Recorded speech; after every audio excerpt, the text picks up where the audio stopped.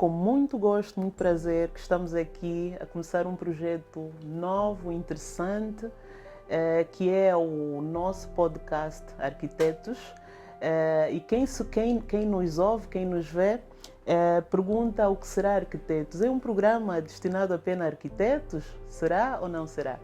Na realidade, Arquitetos, nós vamos buscar a essência dessa palavra, que vem do grego, portanto, e significa construtor principal. E no nosso entendimento, um construtor principal somos todos nós que intervimos na criação e na produção de um espaço organizado. Portanto, vamos desde o planeamento até as próprias edificações. Portanto, o nosso projeto tem o objetivo de divulgar o conhecimento, quer científico, quer aquele que foi vivido e experimentado, por arquitetos, engenheiros da construção civil, engenheiros de outras especialidades, estudantes de arquitetura e tudo o que vem sendo desenvolvido ou discutido a nível do planeamento, do ordenamento do território, da construção civil e até das nossas próprias habitações. Eu espero que gostem, espero que partilhem, que divulguem, porque para nós é muito importante formar as nossas comunidades, a nossa sociedade e agregar valor.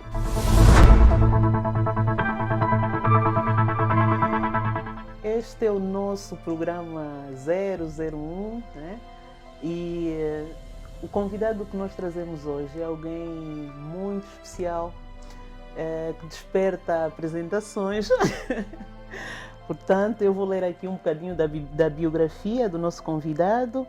É arquiteto, portanto, é membro do Conselho da União Africana de Arquitetos para a região Sul. Faz parte de um grupo restrito de arquitetos africanos, pensadores e defensores de uma arquitetura de identidade cultural. Portanto, uma arquitetura africana, uma arquitetura de Angola, se podemos assim chamar. É investigador social e da semiótica africana. Já formou muitos arquitetos aqui no nosso país, porque o seu histórico com a academia é de longa data.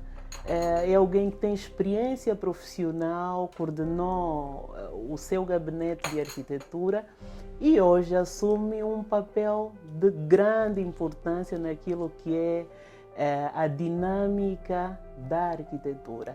Portanto, eu vou passar a palavra ao nosso convidado.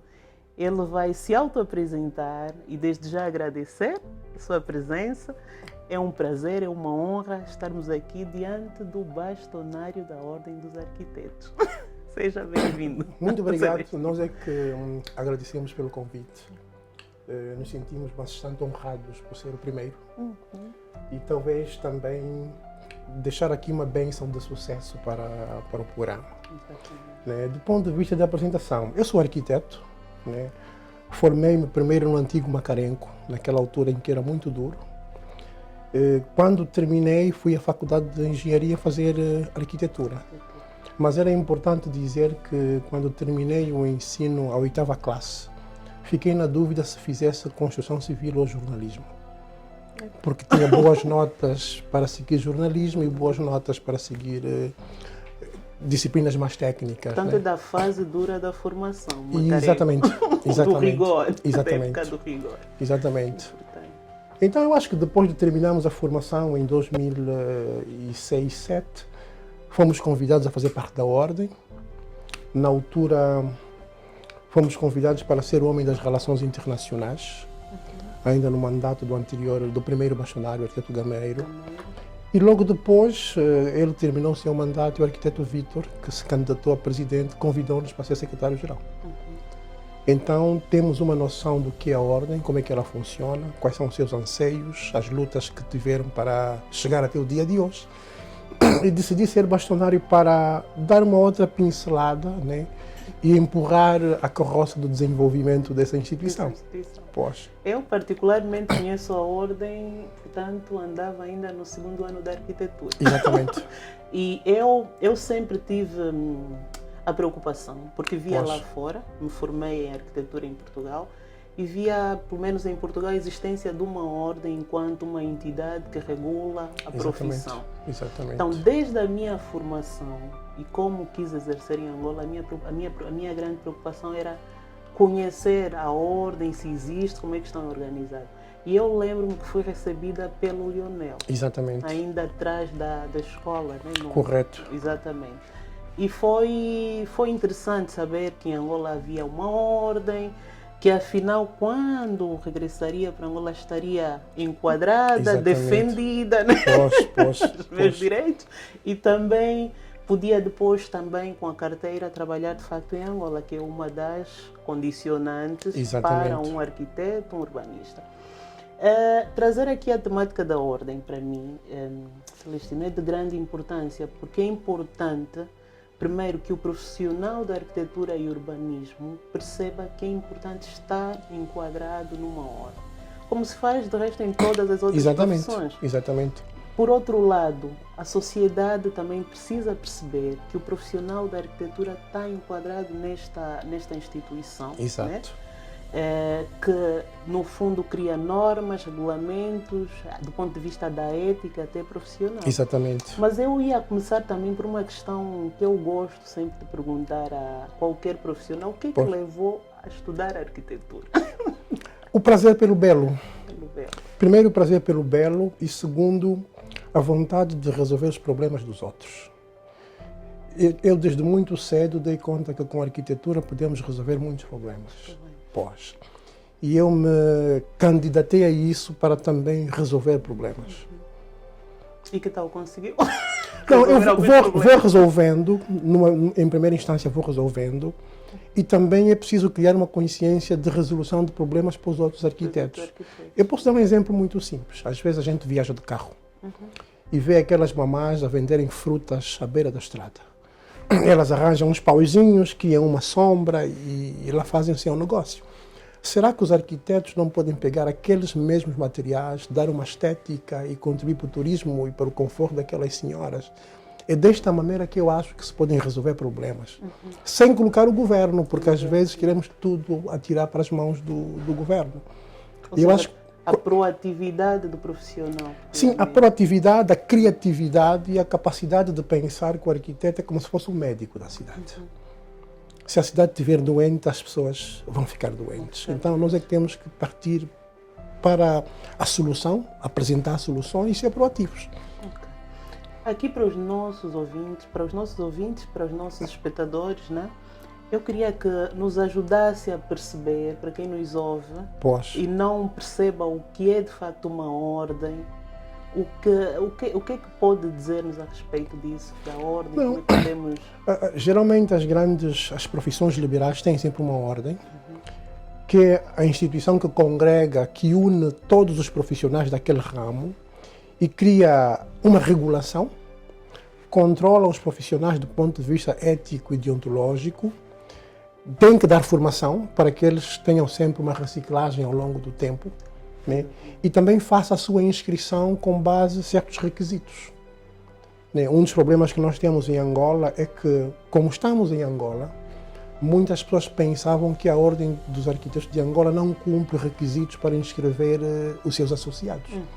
Né? Hoje isso passa um pouco já do domínio público, pelo facto do arquiteto Vítor ter sido presidente da União Africana, e agora o arquiteto Vítor, exatamente, foi um ganho muito grande, e agora o arquiteto Vítor ser vice-presidente da União Internacional. Ou seja, nós sempre que nos perguntassem sobre isso, onde é que nós tiramos as ideias, nós tínhamos de explicar, não, nós fizemos parte da Organização Internacional dos Arquitetos. Nada é aleatório. Mas isso levanta uma questão muito interessante, olhando um bocadinho para aquilo que é, às vezes, o nosso pensamento de arquitetos sem ter o alcance das coisas. Exatamente. Né? Que é a questão de, será que não se olha muito para a ordem enquanto a sua imagem a nível do exterior, da África ou fora do país, versus a sua imagem do ponto de vista interno? Né? Eu encontrei este problema, de facto. Eu também senti essa visão dos arquitetos. Por isso é que, quando me tornei bastonário, deleguei toda a ação internacional da Ordem ao vice-presidente. De facto, Enquanto ele viajava para fora, eu viajava para as províncias, justamente para mudar essa perspectiva. Pois, nós particularmente, né, a Topo, Pois, tivemos a vossa visita. exatamente isso. Exatamente isso. As visitas de orientação, Orientação metodológica. Pois, E era bom também dar aqui alguma chega aos nossos espectadores. correto. Aqui olhando um bocadinho para a questão do exercício da própria profissão, profissão, os pois. gabinetes da arquitetura, que é onde às vezes se congrega o maior número de arquitetos. Né? Exatamente. O que é que se pretendia realmente com essas visitas? Não, a ideia foi primeiro. Nós vivemos a reclamar que o governo dá muito trabalho para estrangeiros. Para estrangeiros. Pois. Enquanto ordem era necessário perceber qual era a nossa capacidade interna. Diagnosticar. E para os arquitetos, e para os gabinetes, inclusivamente para a função pública, e perceber como é que os nossos arquitetos trabalham, quais são os seus anseios, as suas dificuldades, as suas valências, né? O que é que nós, enquanto ordem, podemos aportar e o que é que nós, enquanto ordem, também podemos aprender. E vou ser sincero que, quando começamos as visitas, foi com muita surpresa, mas muita surpresa mesmo, que o número de arquitetos com qualidade em Angola é muito além daquilo que eu imaginava.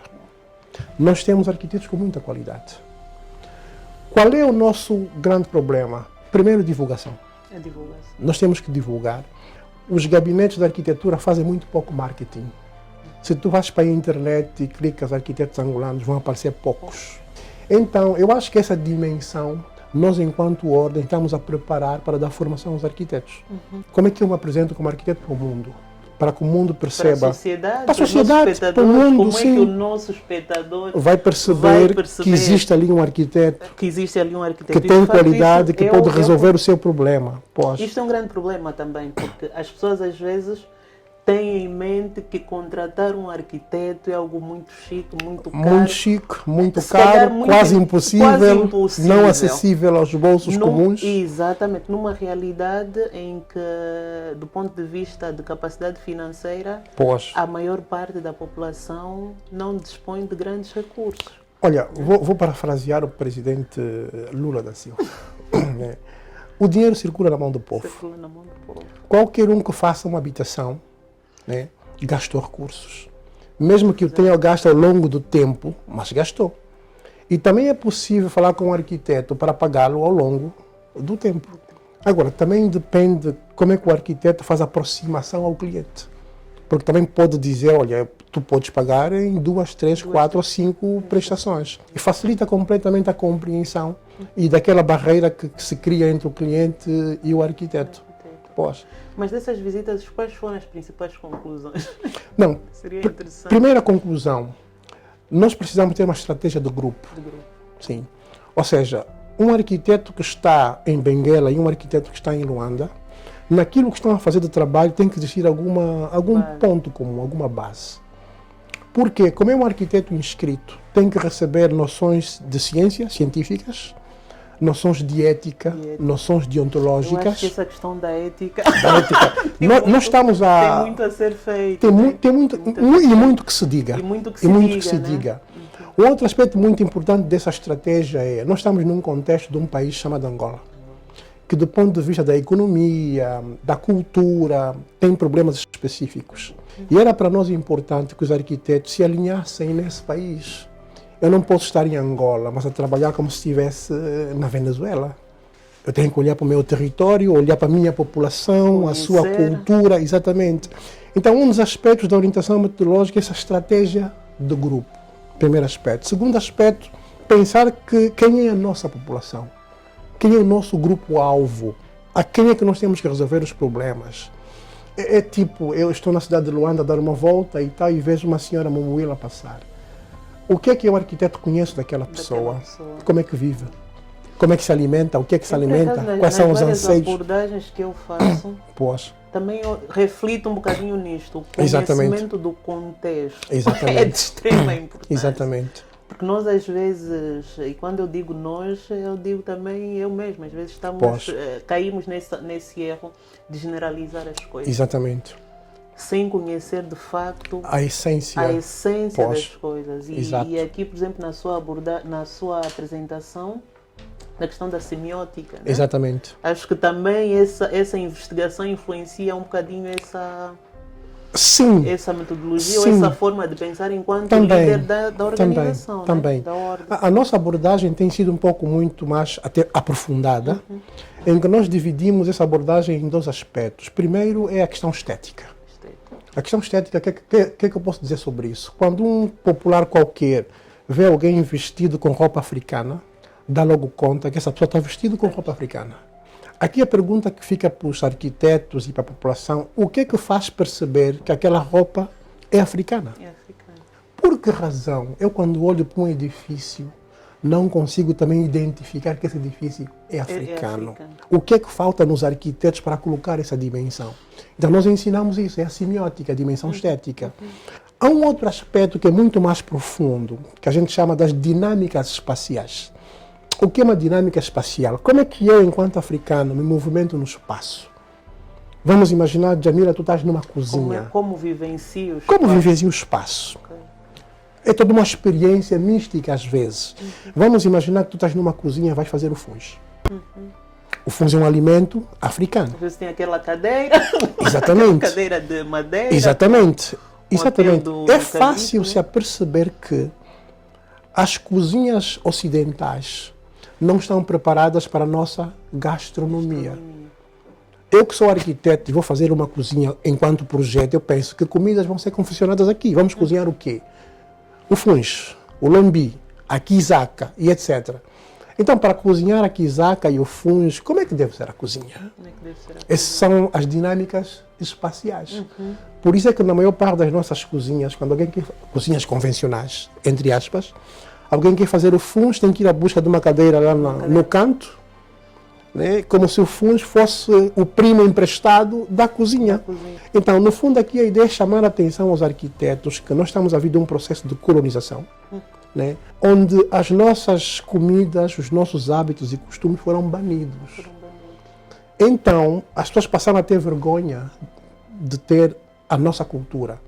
Eu digo muitas vezes que na nossa realidade criou-se a cultura do assimilado, em que tu, se quisesse ter o bilhete de identidade, não podias comer com as mãos, não podias falar línguas nacionais, não podias comer as nossas comidas.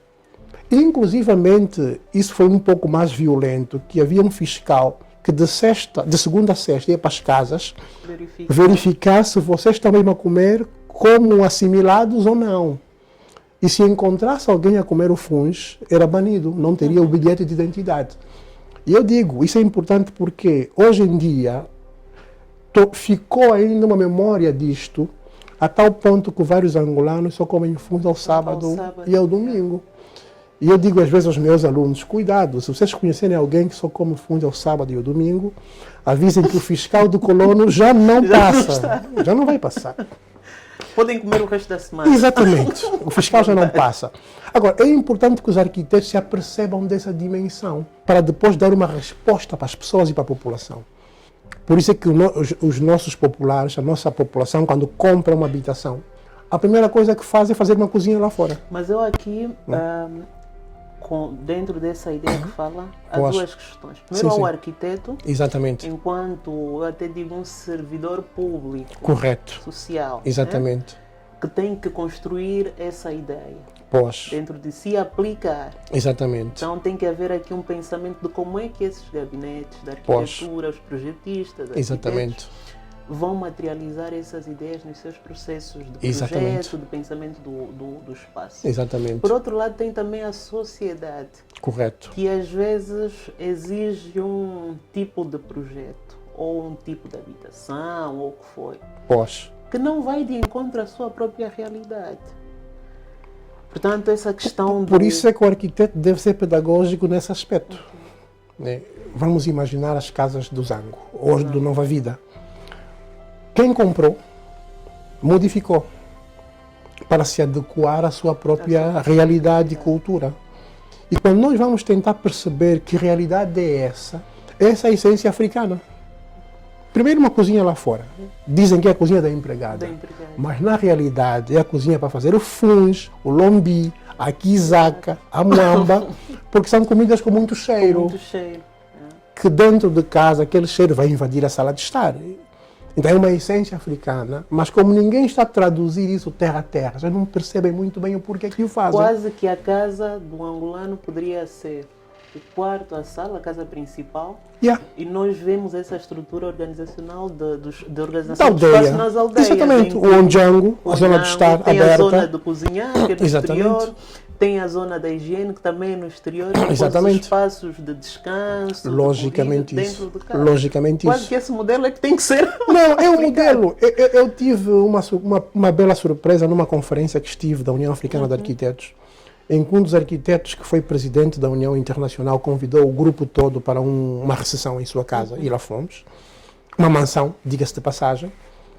E nós gostamos de um copito e tal, eu sentia necessidade de ir ao lavabo, fui ao lavabo, cheguei, olhei para o lavabo e disse, bom, eu acho que bebi demais. Porque era um quintal, o lavabo. Sim. No exterior. Exterior, tu é que sabes se usa o espaço coberto ou o espaço aberto. Ele usou o conceito das aldeias, mas numa mansão. Tu é que sabes se tomas o banho a olhar para as estrelas ou na zona mais de liberdade. Sim. E o mesmo pode acontecer com as nossas cozinhas. Né? O conceito da cozinha africana é aquele em que aqueles cheiros não vão invadir a zona de estar ou a zona de descanso. Nós podemos também criar uma cozinha nessa perspectiva, mas numa casa contemporânea. Isso é possível. Muito bem, muito bem. Espero que estejam a gostar.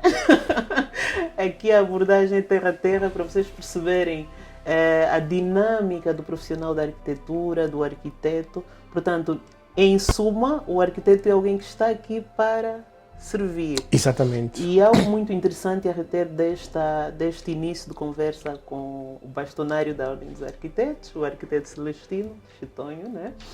É essa questão da cultura, do conhecermos primeiro a nossa realidade.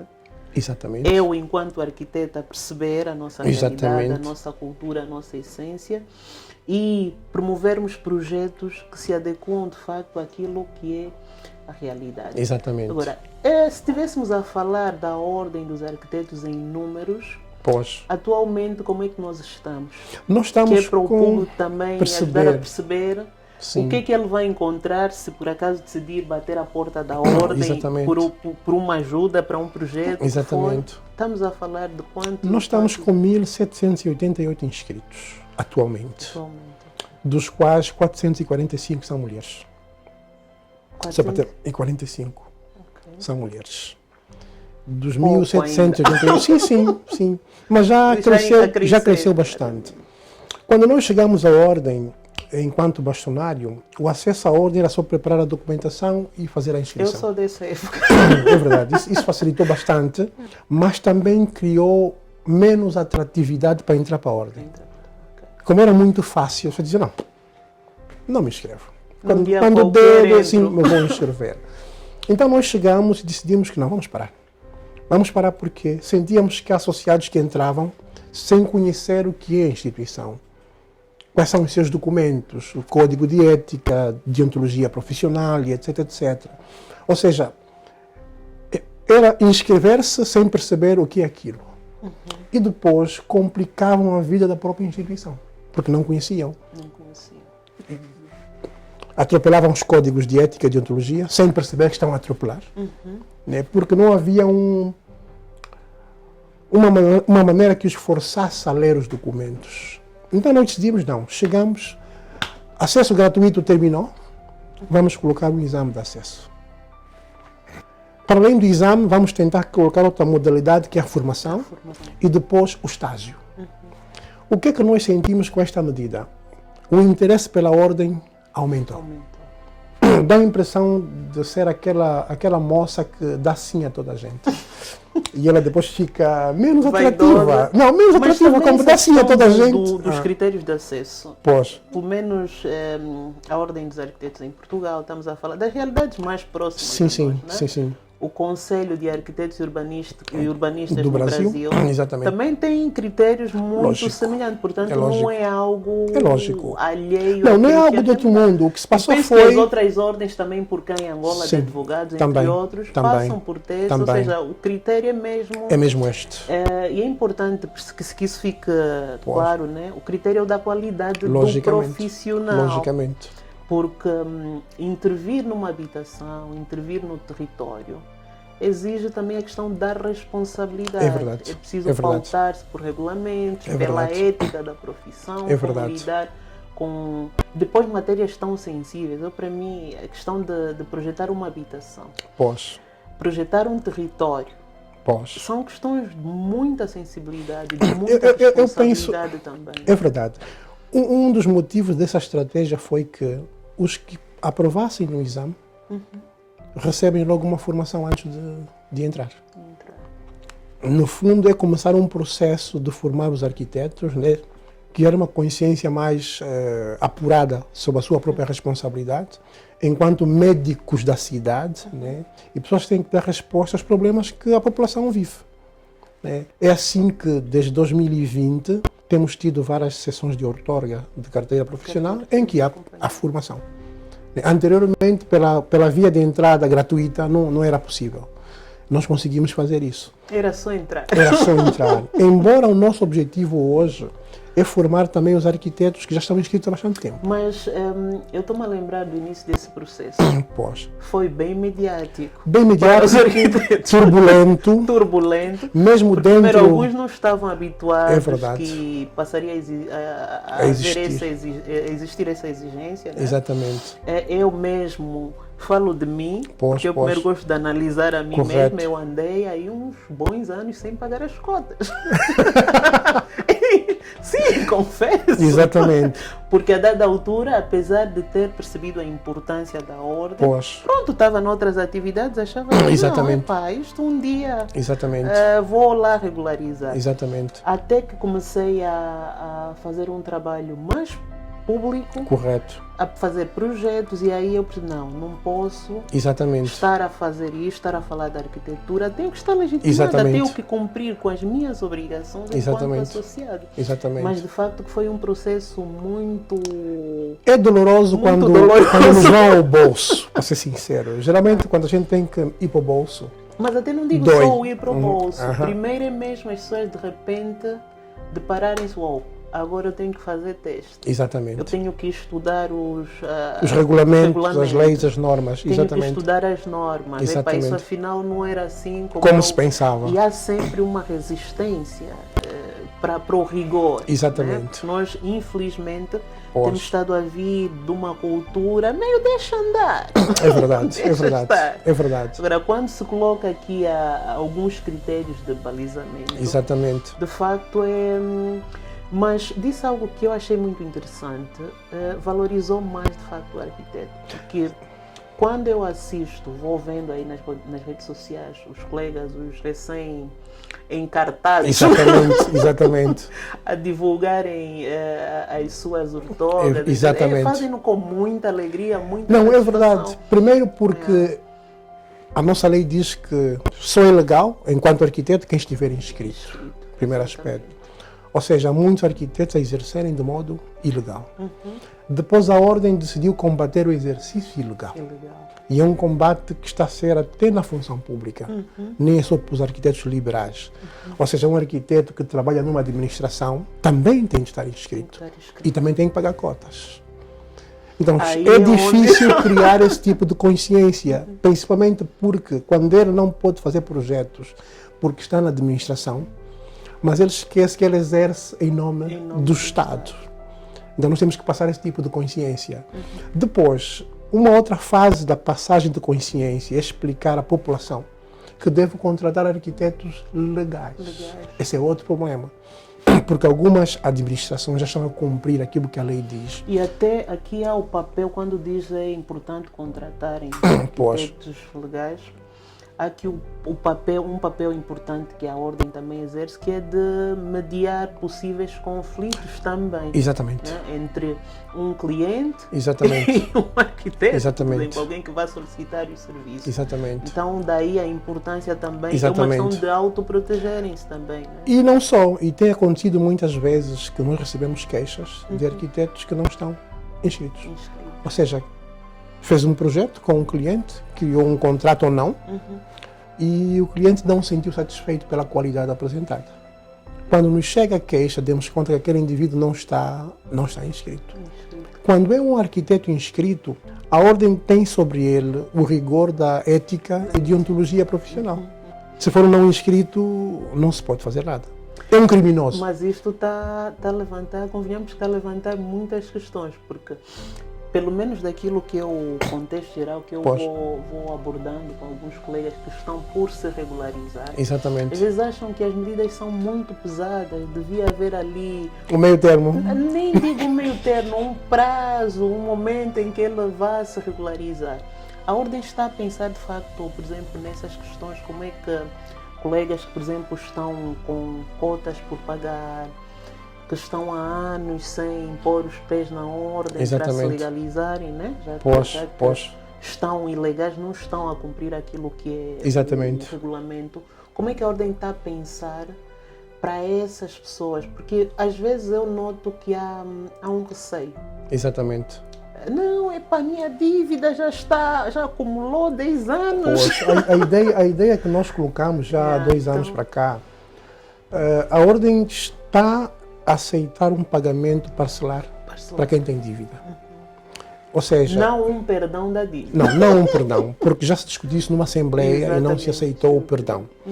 Então é possível, eu que não tenho cotas em atraso, eu posso começar a pagar as cotas e defino uma calendarização com a ordem, mas automaticamente posso começar a exercer.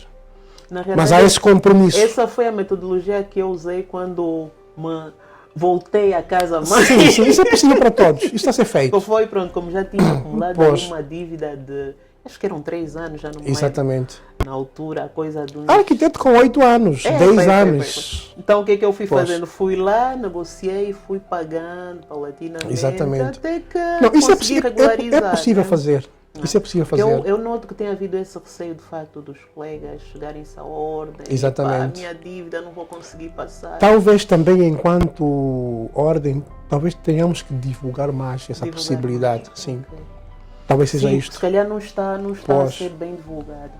Ok, muito bem. Eu espero que estejam a gostar da nossa conversa. Está certo. Uma conversa terra a terra para vocês perceberem aquilo que é a dinâmica. Falamos do profissional da arquitetura. Exatamente.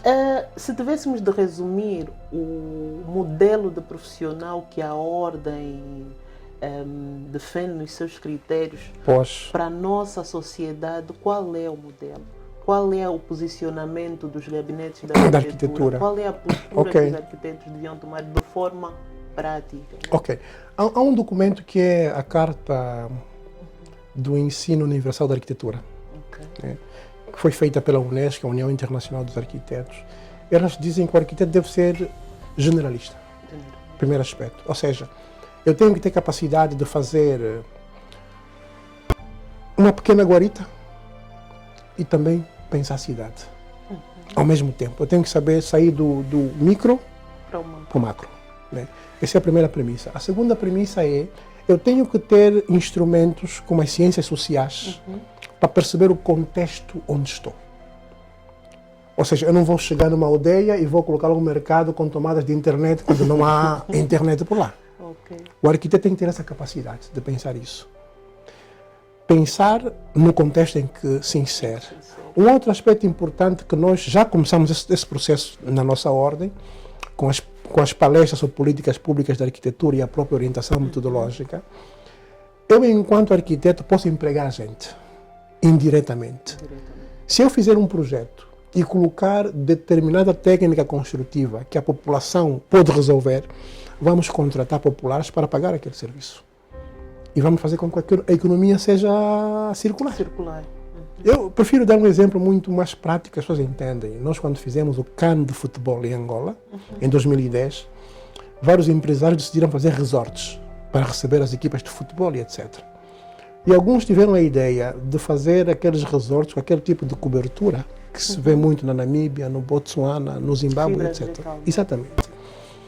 Por ser um tipo de técnica que a nossa população não domina, teve que vir mão de obra da Namíbia. Ou seja, eu perdi, enquanto arquiteto, a oportunidade de empregar mão de obra local. Então, é importante que tenha também essa dimensão. Quando eu faço um projeto e eu decido que esta porta é da Vicaima, a Vicaima é uma empresa portuguesa e espanhola, lógico que estou a mandar divisas para Portugal e para a Espanha. Eu tenho que perceber que se eu criar um modelo de porta que o meu marceneiro cá pode fazer, eu vou dar dinheiro a esse marceneiro, eu vou girar a economia. Então, eu acho que os arquitetos, se não tiverem essa dimensão, eles vão agir como inocentes e é perigoso. E é bastante perigoso. Para o nosso caso de Angola em específico, que nós temos muita gente desempregada, né, os arquitetos podem criar soluções para empregar gente. Eu, se vou para um município como Chicala-Choloaga, fazer uma escola, será que eu não posso usar uma técnica construtiva que aquela população domina para empregar mão de obra local? Eu acho numa altura em que se fala tanto das questões econômicas, exatamente, da sustentabilidade. Exatamente. Mais do que nunca essas observações, do meu ponto de vista, são válidas. Exatamente. E nós precisamos criar essa consciência nos nossos associados para que o país se sinta que tem bons arquitetos. O que aconteceu conosco com as centralidades, por exemplo, uma porta custa $15, mas o Quilamba, que tem mais de 70 mil apartamentos, vezes o número de portas, é um balúrdio. É um balúrdio. Foi para a China. Foi para a China. Mas poderiam ser os nossos marceneiros a fazer aquilo. E eu falo disso a tal ponto porque até para comprar os apartamentos, nós não temos dinheiro. Estamos a comprar com renda resolúvel. Porque o dinheiro de alguns materiais que nós podíamos fornecer foi para fora. Então, esse é o erro do projeto, às vezes. Essa visão também está contida no documento. Na orientação metodológica. Na orientação metodológica. Exatamente isso. E seria bom também aqui abordarmos alguns tópicos que essa orientação metodológica previu. Exatamente. Né? No fundo, resultante das visitas que foram feitas aos gabinetes e hoje até vão se divulgando ponto a ponto dessa valorização do arquiteto angolano, a divulgação dos nossos trabalhos. Lógico. Então, isso era importante também fazer aqui algumas... Uma das coisas que é importante dizer é que a orientação metodológica é uma estratégia de grupo para o desenvolvimento da classe, dos arquitetos. E nós decidimos colocar vários pontos transversais, né? Uns para dentro e outros para fora. Né? Só para dizer que a denúncia do exercício ilegal é orientação metodológica, para ter uma noção. Né? Um ponto interessante da orientação metodológica, né? Estamos a incentivar os nossos arquitetos a participar em concursos internacionais. Por que participar em concursos internacionais? Nós hoje, em Angola, que temos até faltas de divisa, se um arquiteto nosso ganha um concurso internacional, lógico, vai trazer divisa para Angola. Primeiro aspecto. Segundo aspecto, para ganhar experiência. Né? A experiência também é um ganho. Terceiro aspecto, a nossa classe política tem uma tendência natural de valorizar aqueles profissionais que têm sucesso no exterior. Os desportistas, os cantores e etc. É muito fácil o Presidente da República receber o Matias Damasio. Ou Mantorras. Né? Porque são pessoas que têm visibilidade lá fora. A partir do momento em que um arquiteto ganha um grande prémio internacional, vai ter essa visibilidade e vai ser recebido. E vai mostrar à população e ao país que nós também temos qualidade. Que estamos no contexto internacional. Mas a Ordem também tem promovido concursos.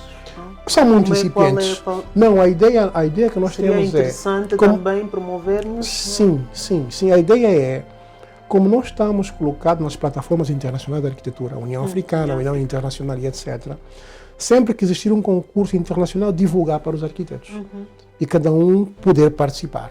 Mas não seria interessante também começarmos a promover internamente? Era importante. Em colaboração mesmo com a administração pública. Era importante. Nós conseguimos... Projetos. Era importante. Nós conseguimos realizar 2 concursos, não passamos disso, né? Porque a nossa administração pública não tem a cultura arquitetônica ainda. Ainda pensa que se pode fazer uma obra sem projeto. Sem projeto. Sim, então esse é um processo que nós temos que permanentemente tocar, né? E permitir que mais gente lúcida, do ponto de vista da arquitetura, né, tome esse tipo de decisão dentro da administração pública, né? Mas nós estamos agora numa atividade com o Serviço Nacional da Contratação Pública, onde estamos a tocar nesse assunto. Por que razão aparecem obras quando nunca apareceram concursos do projeto? Sim, estamos a tratar disto também.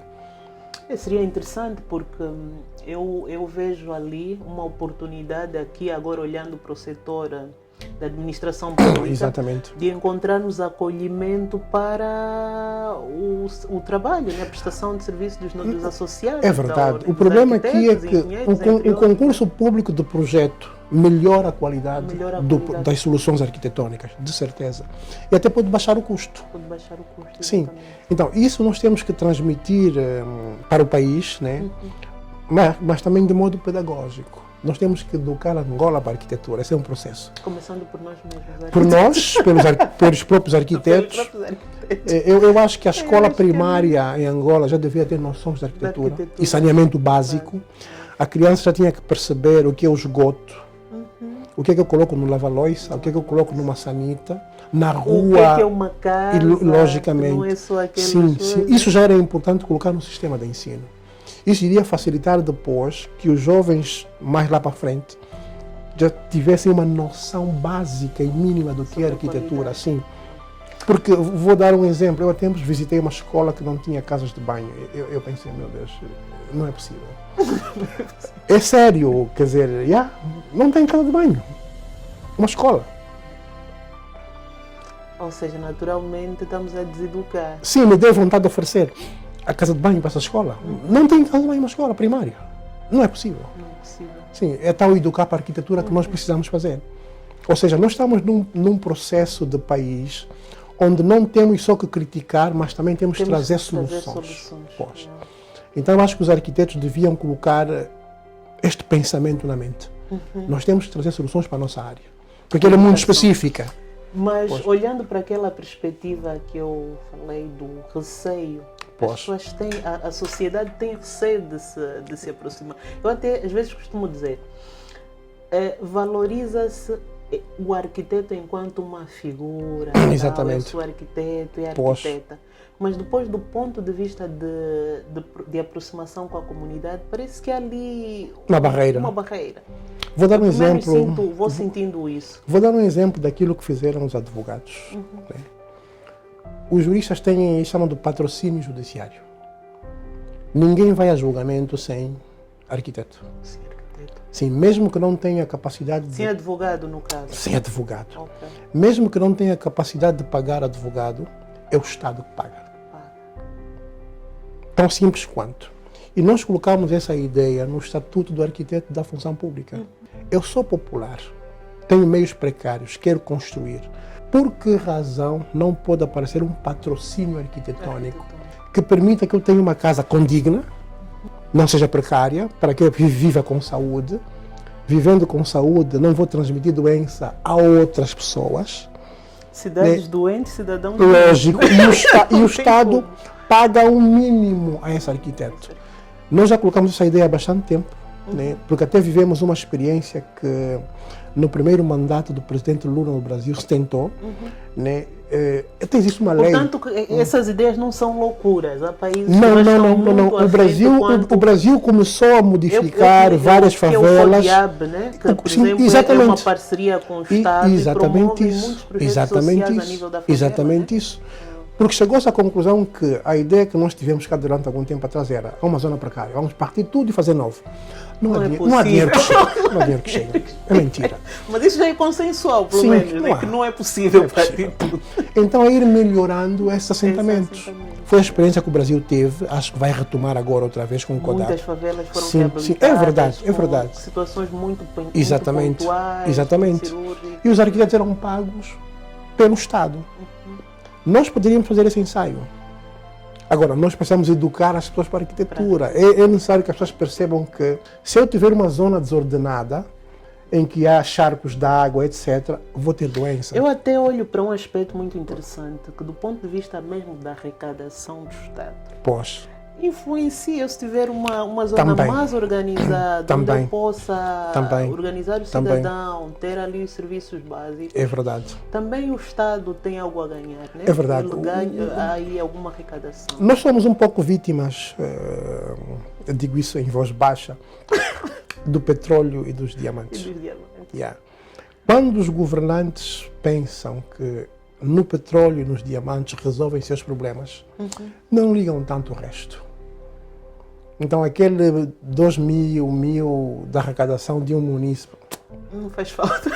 1.000 São barris por peanuts. dia, 2.000 por dia e pensam naquela dimensão. Então era necessário já trabalharmos a mente sem petróleo e sem diamante, para percebermos hoje que o diamante é a população. É a população. E dali pode vir muita Diamante coisa. é a Sim, população. exatamente Bem isso. dito. Então, se não Por pensarmos exemplo, assim, no caso de Luanda, estamos a falar de mais de 60% de área informal é verdade. que devia ser reabilitada, Exatamente. requalificada, Reabilitada, requalificada, né? reorganizada. E não Pois. naquela perspectiva de demolição, mas olhando para essa questão de envolver Sim, os das melhorias arquitetos, paulatinas, exatamente isso. Os patrocínios, entre outros aspectos. Exatamente De isso. facto, seria uma situação muito interessante. E como é que podíamos fazer isso de forma prática? Não, eu acho que tem de começar. Por que eu coloco essa Sim, questão? sim. Porque nós temos muitas ideias. Pois. Mas ninguém coloca em prática. Sim, mas o como colocar em prática, Pois. aí eu acho que temos muitas dificuldades. Vou dar um de exemplo. modo geral. Vou dar um exemplo. Eu sou um pouco fora da caixa e às vezes sou criticado no princípio das ideias, porque elas parecem muito loucas no princípio, mas depois, esse cara teve razão, no princípio. Se tu estás a andar de carro e o carro avaria na estrada, tu desces do carro e vais pedindo pessoas para parar para te ajudar a empurrar. Raramente vão parar para te ajudar. Se você desce e começa a empurrar o carro sozinho, vai aparecer ajuda. Na arquitetura e nas ciências sociais é o que acontece. Nós há 3 anos estamos a pedir ao governo para transformar a arquitetura num produto do Prodence. Inclusivamente escrevemos para a Presidência da República, o Ministro da Cooperação Econômica.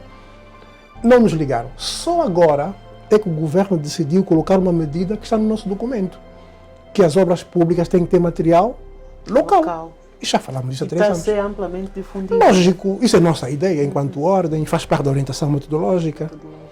Sim, porque por que fizemos isso? Nós falamos com o governo, não ligou tanto.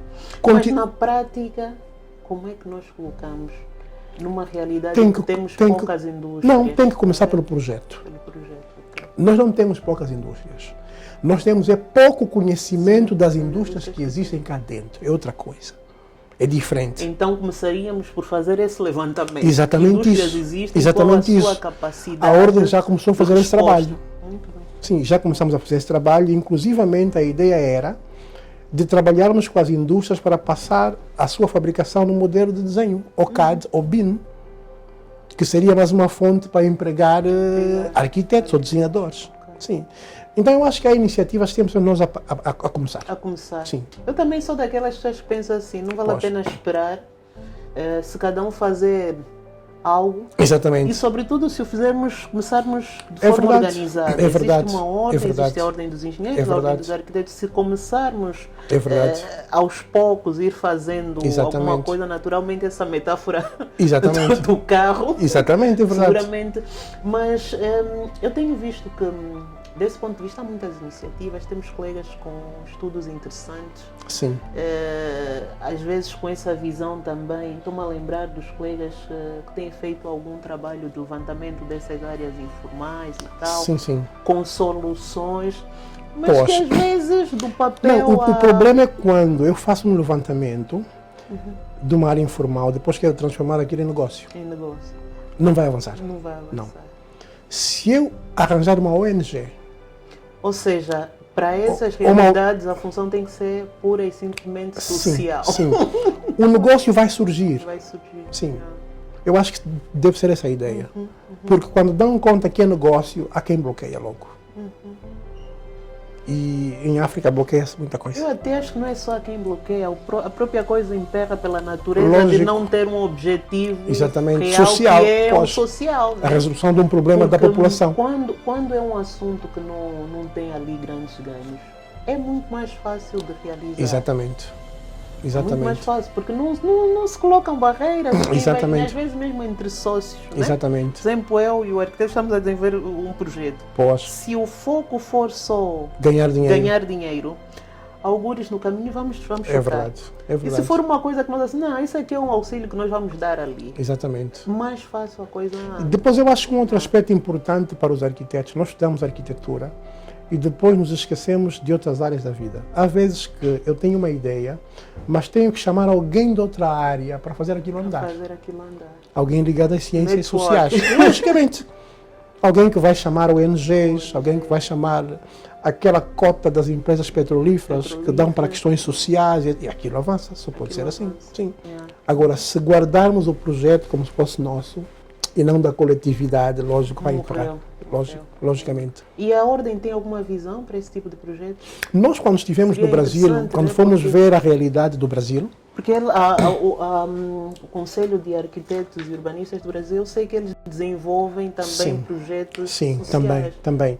Nós, quando fomos ver a realidade do Brasil, criamos uma comissão dos colegas que fizeram essa formação no Brasil, estiveram lá com a mão na massa, e a ideia foi eles começarem com pequenos exemplos. Sei que fizeram no Casqueiro do Buraco, fizeram na ilha, né? Mas não foi muito divulgado e também não foi muito consistente. Sim, a ideia é chamar mais arquitetos para isto. Nós, inclusivamente, tínhamos dado o nome de arquitetos da solidariedade. Imagina irmos uma zona precária e fazermos à nossa custa alguma melhoria. De um espaço público para as crianças brincarem, por exemplo, um parquezito em que com material precário como pneus, etc., colocamos um parque de diversão para as crianças. Isso é possível fazer. Isso é possível. E depois chamarmos algumas empresas que vendem materiais de construção como tintas e etc. E podemos fazer isso. Eu, aliás, espero que esse nosso projeto Arquitetos, né, Pois. evolua mesmo também para aí.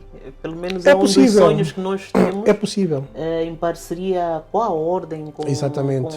a administração pública, entre outros, realizar. É possível. Porque não É possível. não é Eu difícil. tenho uma experiência de Cabo Verde em que aparecem parques públicos de diversão, etc., em que um imigrante é que Eu oferece. te ofereço. Sim, Ok. tão simples quanto.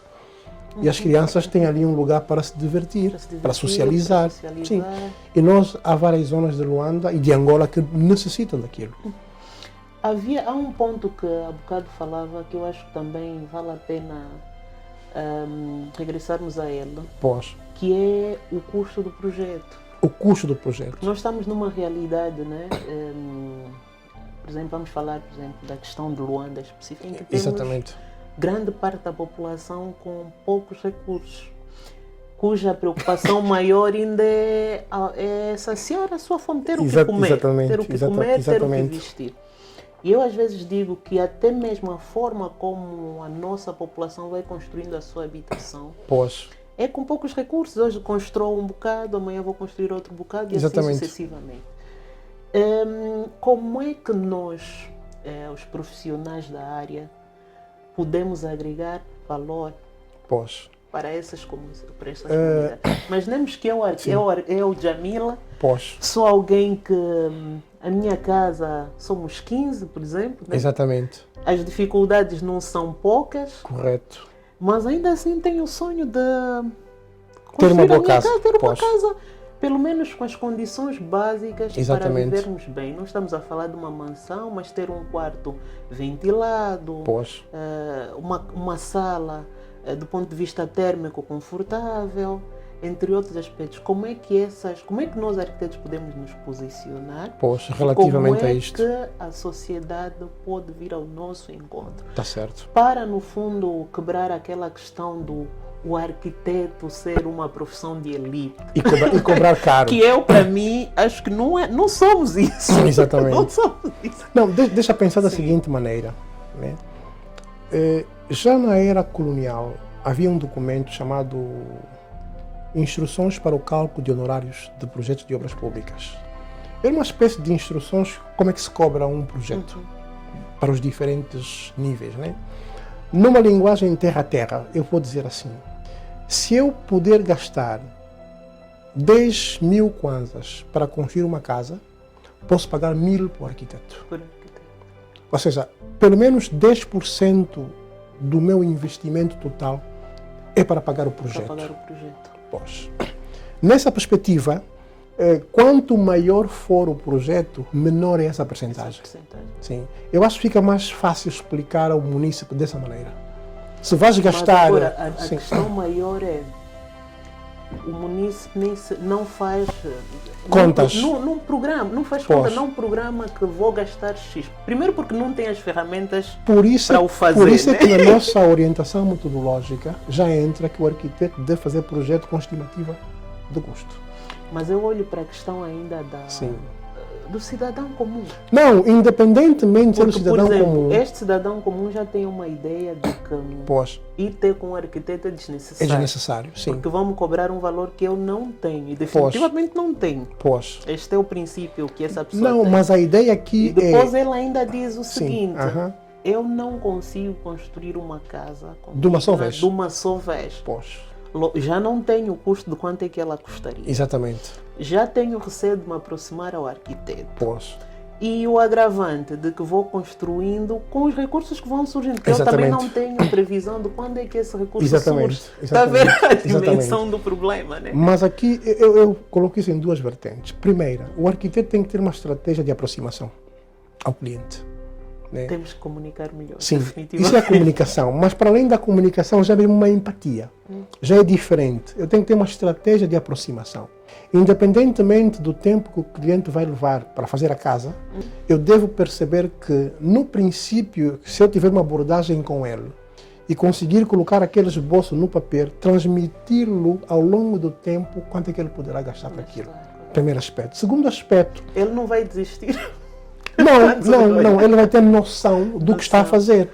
No fundo ele dizer, olha... Porque também é um processo educativo. Vai custar X, mas tem esperança, vai chegar a bom porto.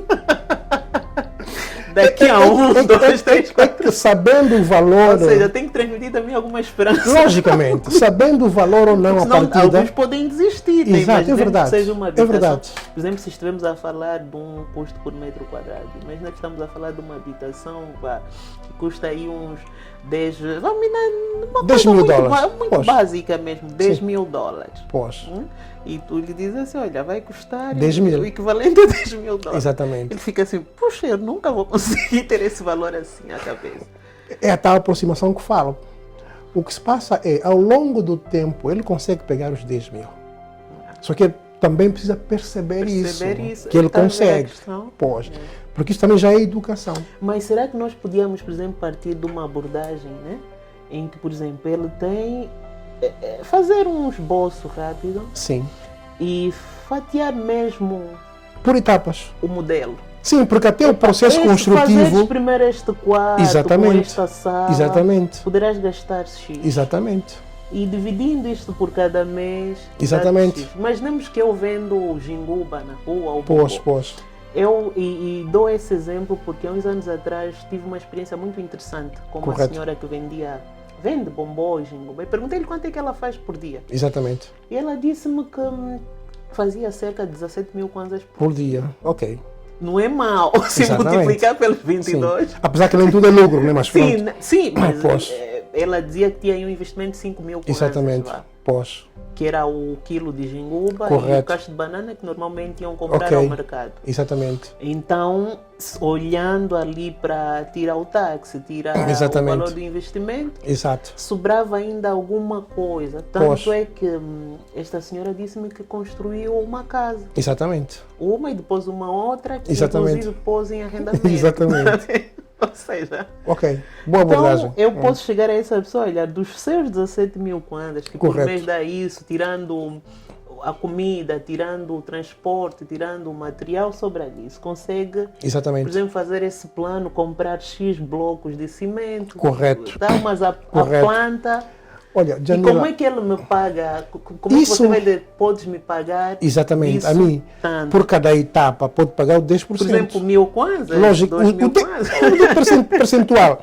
Essa abordagem que está a ter, os países de expressão inglesa, anglo-saxônicos, já o têm para a arquitetura. Ok. Não sei se tu sabes que nós, quando abrimos uma empresa qualquer, cá nos obrigam a ter um economista.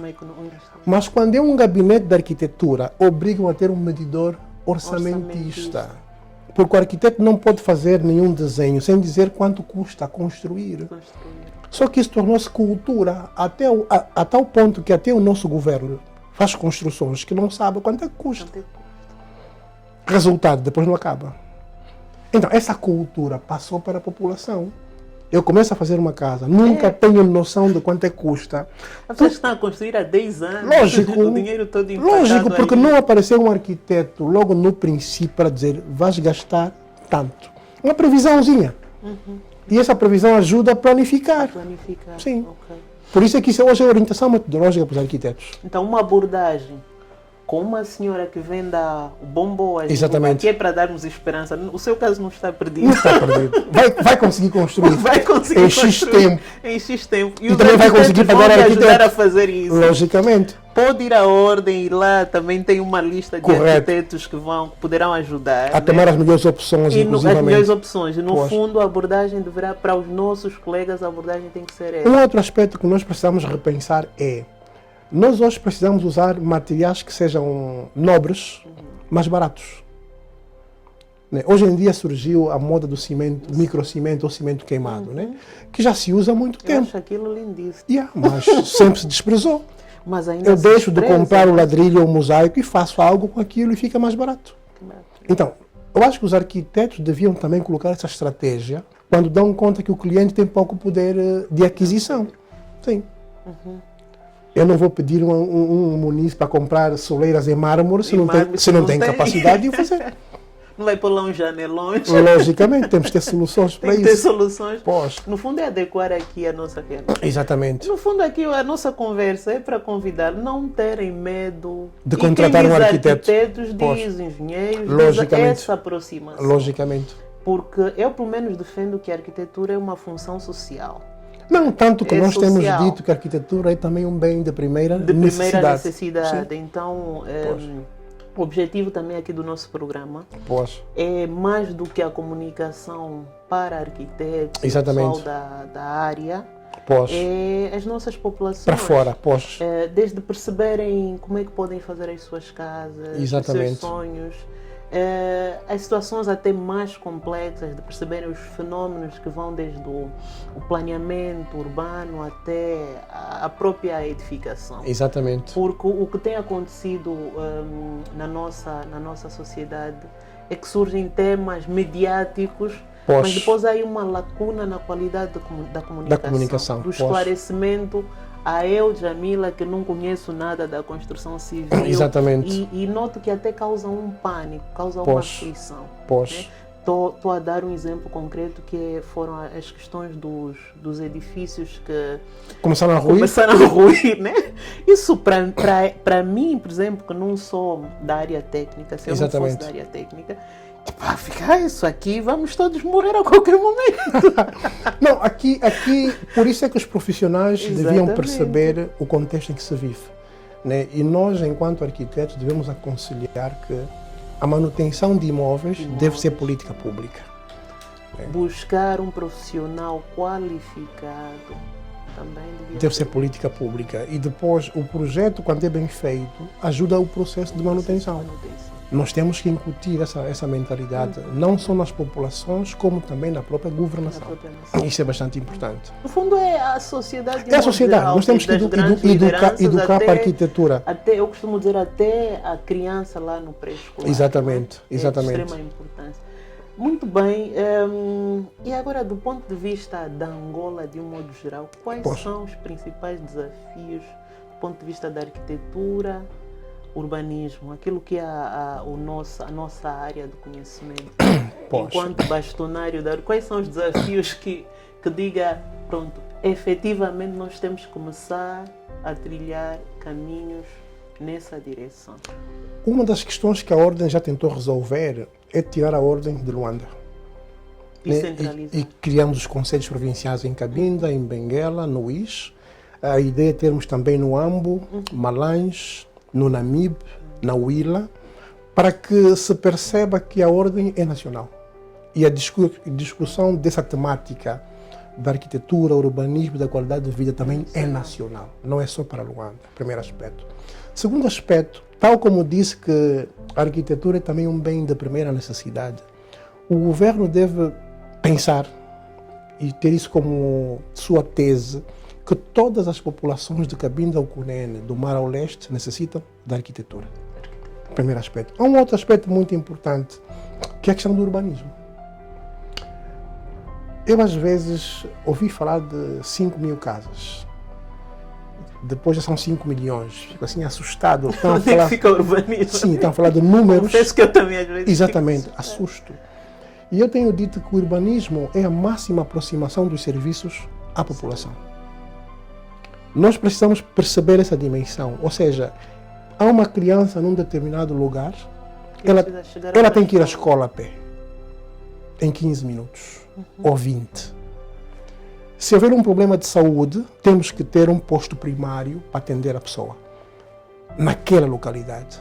Então, quando eu estou a falar em 5 milhões de casas, esqueceram-se das escolas, dos hospitais, dos parques de diversão, um conjunto de serviços. Ou seja, o cálculo deveria ser proporcional. Exatamente isso. Ou seja, para 5 milhões de habitações, isso. Quantas escolas vamos precisar? Exatamente. Até começando isso. Muito atrás. De que população é que estamos a falar? Exatamente, né? Isso. Porque, no fundo, vamos desenhar essas casas para alguém. Exatamente isso. E essas pessoas que vão viver ali precisam de equipamentos, exatamente segurança, isso. Exatamente postos isso. policiais, bombeiros. Exatamente. Portanto, isso. no fundo, depois aí já vamos cair na questão do ordenamento. Logicamente. Mas o ordenamento do território é o dia a dia da vida de um país. Né? Eu não posso pensar o ordenamento do território quando faz um grande plano. É nas coisas pequenas que já contém o ordenamento do território. Agora, nós, em países como o nosso, temos um problema. Existe um desafio. Vamos pensar assim. Existe o tempo político de executar as coisas. Eu tenho 5 anos enquanto político a mostrar trabalho. Mas existe o tempo do desenvolvimento, que são 25. Como é que eu, em 5 anos, contribuo para aqueles 25? Para aqueles 25. Mas o que se passa é que quer-se fazer em 5 o que se deveria fazer em 25. Então há atropelos. Então eu vou para as casas. Já que vou colocar as pessoas nas casas e não coloco nas escolas ou nos hospitais, eu quero já a casa. Mas não será que o pensamento, agora pronto, me despindo da arquiteta e olhando para o pensamento que poderá estar na origem de quem não domina de facto essa questão do ordenamento, esse conhecimento que é característico, né? Não será o pensamento de resolver primeiro o problema emergente? Não, é o ciclo político. É o ciclo político. Da carência habitacional. Eu já estou a falar do ciclo político. O ordenamento do território resolve a carência habitacional. Porque quando estou a ordenar o território, já decido as zonas para habitação. E eu posso fazer a minha própria habitação. Eu até acho que o mais... ia chegar mesmo a esse ponto, é que o ser humano, desde que existe sobre a Terra, ele constrói. Logicamente. Ele precisa ser orientado, precisa ser ordenado, precisa ter instrumentos que ajudam a fazer a sua habitação com qualidade. Isso significa que o pensamento primário talvez devesse ser primeiro criar esses instrumentos. O ordenamento do território. Que ordenem a população. Exatamente. E não a habitação. E assim inverter o pensamento. Mas agora, não invertendo o pensamento... eu acho que não invertendo o pensamento, vamos viver com problemas recorrentes. É o que vai acontecer com Angola se não se mudar a mindset ou a maneira de pensar. Ou seja, não existe aqui uma forma de fazer as duas coisas. Não. Por um lado ordenar, não. Por outro lado dar resposta, executar esse... O ordenar já dá resposta. Já dá resposta, ok. Eu estou a colocar essas questões porque quem nos vê pode dizer, mas espera lá, esses dois loucos ali... Vamos imaginar... Querem desvirtuar a minha necessidade de ter uma casa porque inventaram que isso tudo tem que se ordenar, a partir do momento em que eu pego uma zona e crio um ordenamento, quem quiser construir pode fazê-lo. Pode fazê-lo. Mas o governo está a ocupar-se apenas do ordenamento do território. E a dada altura isso até economiza alguns recursos. Logicamente, o governo devia pensar no ordenamento do território, nas escolas, nos hospitais, naquilo que é fundamental. Sim, logicamente. Agora, se o governo gastar energias a fazer casinhas, vai-se perder. Vai sobrar, vai faltar recursos para aquilo que é o fundamental. Vai-se perder, nem só faltar recursos, vai-se perder. Vai-se concentrar naquilo que não devia se concentrar. Agora, se eu tiver, por exemplo, enquanto governo, necessidade de colocar professores, médicos em determinadas zonas... Porque eu às vezes reflito um bocadinho, faço alguns cálculos. 5 milhões de habitações, sim. né? Sim. Estamos a falar de quantas pessoas? É muita gente. A maneira como se multiplicando pelo agregado, né? A maneira como se fala disso até amedronta. Eu, enquanto arquiteto, também fico com medo dos números que apresentam, sem falar de outras coisas. Não se faz isso. Porque estamos a falar de muita população. Já estamos a falar de cidades. Muito bem, muito bem. Portanto, esses são os nossos desafios. São os desafios. Se calhar o maior deles é mesmo o ordenamento do território. Eu acho que se não formos por aí, não chegamos lá. Não chegamos lá. Okay? E a nossa ordem? Quais são as principais metas, desafios, que é para encerrarmos aqui a nossa conversa? Eu acho que... Estamos no bom caminho, não estamos? Não, estamos no bom caminho. Né? Desde que estava o arquiteto Gameiro, já se traçou a diplomacia internacional. Né? O arquiteto Vite ter chegado a vice-presidente é o ponto mais alto que nós já chegamos hoje. Um dia vamos pensar num arquiteto que vai tentar ser presidente da União Internacional. Nesse aspecto estamos bem. Saímos de Luanda enquanto ordem. Já temos uma estratégia de grupo enquanto instituição. Eu creio que daqui a pouco vamos ter o terreno da Casa da Arquitetura de Angola. Né? Estamos a remodelar a nossa sede. Né? Acho que vamos criar daqui a pouco também um programa de formação para os associados, para os arquitetos. Eu acho que está tudo bem encaminhado. Né? Como somos pragmáticos, está tudo ok. Vamos esperar que os próximos também tenham o mesmo pragmatismo na resolução das situações. Porque eu decidi fazer só um mandato. Sim, como tem visão de várias. Portanto, há um objetivo, há uma visão, há objetivos e há uma estratégia. Exatamente. De facto, e há ação. Exatamente. E está tudo deixado. Tá bom. Eu agradeço a quem nos vê, a quem nos ouve. Que partilhem, porque estamos aqui a falar de forma descontraída, de questões muito sérias, muito pertinentes para todos nós, para qualquer um, de Cabinda ao Cunene, do mar ao leste, são questões importantes. Estamos a falar do nosso país, do nosso território, dos nossos profissionais, da nossa população. Exatamente isso. E a pensar, de facto, o nosso país, aquilo que nós queremos do ponto de vista do ordenamento dos espaços, do território, desde o território até aos edifícios. Exatamente. E, para mim, é uma questão, enquanto utilitária, né? Do utilizador, aliás, do espaço público, do espaço em si, da cidade, dos espaços que existem, é uma questão que me preocupa. Eu espero que também... Eu acho que para o desenvolvimento de Angola é o principal, é fundamental. Sim. Então, nós vamos querer que vocês partilhem o vídeo, divulguem. Estamos a educar a nossa população, estamos a construir uma forma, estamos a agregar valor à forma como pensamos o nosso país. Exato. E seguramente eu não tenho a menor dúvida que todos sairemos a ganhar.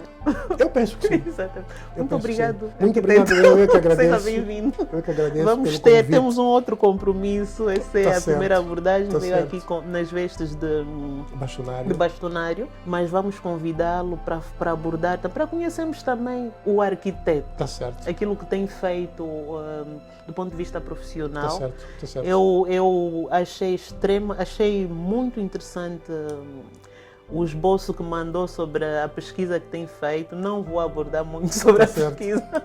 Vamos ter novamente, brevemente, para ouvirmos um bocadinho também o arquiteto. Muito grato, eu que agradeço. Muito obrigada. Muito obrigado.